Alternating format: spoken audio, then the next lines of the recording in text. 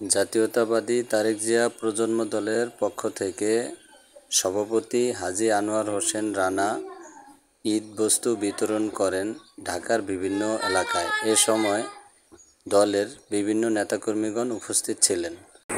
আগামী দিনের রাষ্ট্রনায়ক জনাব তারেক রহমানের ব্যক্তিত্ব সম্পর্কে দোয়া করবেন। আসসালামু আলাইকুম।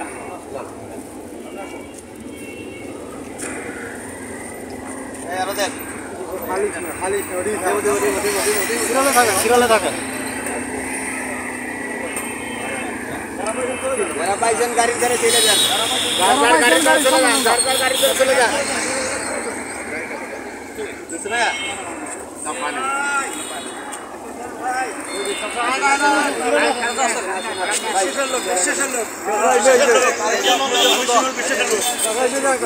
বিসমিল্লাহির রহমানির রহিম।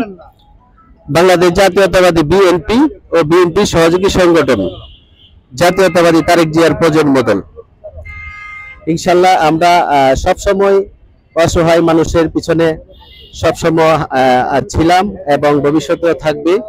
আমাদের জনাব তারেক রহমানের দিক নির্দেশনা আমরা সবসময় অসহায় মানুষের পিছনে আছি এবং ভবিষ্যতে থাকবো। আমাদের এই দিক নির্দেশনা জনাব তারেক রহমান দিয়েছেন।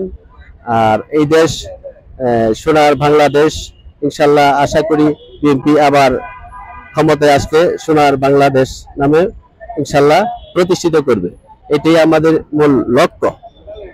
আর আমরা তারেক জিয়ার প্রজন্ম দলের পক্ষ থেকে জনাব তারেক রহমানের দিক নির্দেশনায় আমরা ঈদ উল ফিতরের ঈদ উপহার ইনশাল্লাহ আমরা বেশ কিছু মানুষের মাঝে বিতরণ করেছি। ইনশাল্লাহ আরো সামনে 2 দিন বাকি আছে, এর ভিতরে আর আমরা বেশ কিছু উপহার মানুষকে, অসহায় মানুষকে দিবার চেষ্টা করব। এটাই আমাদের মূল প্রত্যাশা। আমরা সবসময় যেন অসহায় মানুষের পিছনে থাকতে পারি, ইনশাল্লাহ অসহায় মানুষের পিছনে থেকে আমরা সেবা যত্ন করতে পারি। তারেক জিয়ার প্রজন্ম দলের মূল উদ্দেশ্য লক্ষ্য এটাই।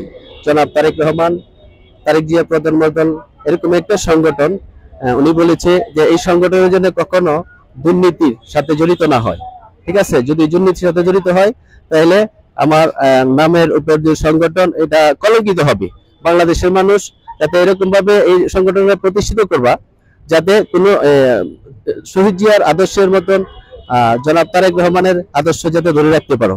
ঠিক আছে, এভাবে সংগঠনটা প্রতিষ্ঠিত করে ইনশাল্লাহ সবসময় অসহায় মানুষের পিছনে থাকবো। সবাই ঘরে দেখবেন।